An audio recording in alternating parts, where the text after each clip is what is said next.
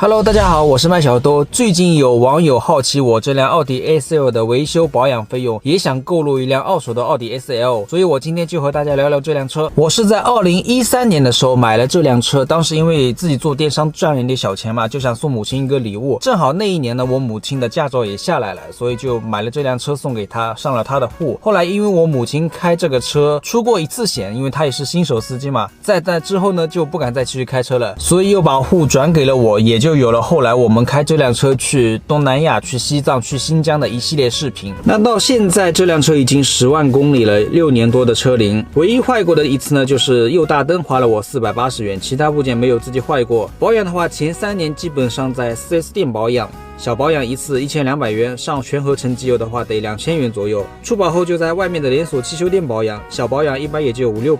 2019年开始，只要自己有时间都会自己更换机油，就是花个机油钱，一次也就300元左右。说到这里，肯定有很多朋友好奇怎么自己保养呢？废话不多说，我们直接开干。先让我们来看一下给这个 A4L 做一个机油距离的保养需要哪些东西。首先是需要一个抽机油的工具，然后5升的这个机油，然后一个发动机的清洗剂，再一个户外电源。现在我们就开始换机油啊，先把这些拿下去。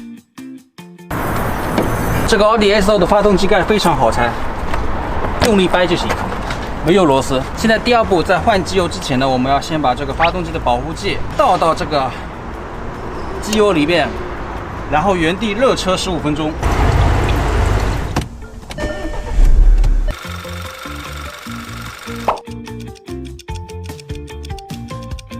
好，现在我们经过了15分钟的等待，就要开始抽机油了。抽机油的工具一般是分手动和电动。手动那个其实我不是特别推荐，因为抽油真的特别的慢。然后我们在选择电动的时候，一般取电方式也有分3种，一种是接电瓶，但是由于我们这辆奥迪 A4L 的电瓶是在后备箱的，所以这种明显是不适合。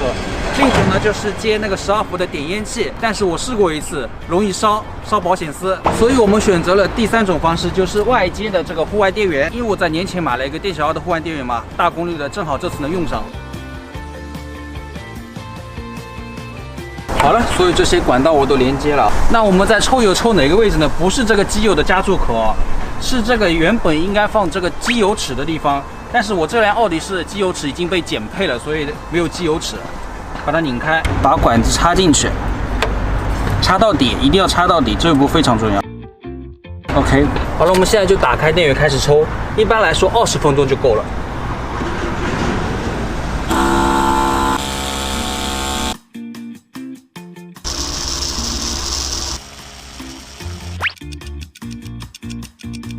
10分钟过去了，然后可以看到这边的机油已经抽了2升多一点了。户外电源的话，现在还是65%的电量，开始的时候也是65%的电量，还是挺经用的。当时选择一个大容量、大功率的没有错。现在已经抽了3升半了啊，出油的速度也下来了。反正我们有的是时间，就让它放着，抽着，放得越干净越好。拔出来吧。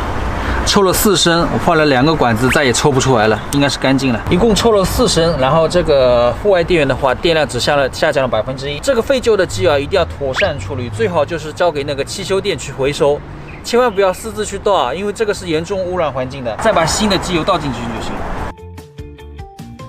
刚刚把一整瓶4升的已经倒完了啊，正常来说我这辆车是加4.5升的。现在机油已经完整的换好了，现在要换机滤。换机滤的话，最好是有这个机滤扳手，但是我这款车的不适合这种机滤扳手，最好是用那种碗状的。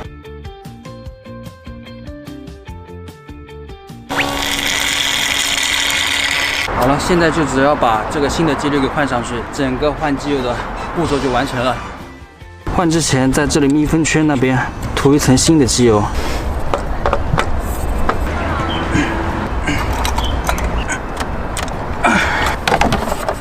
收工。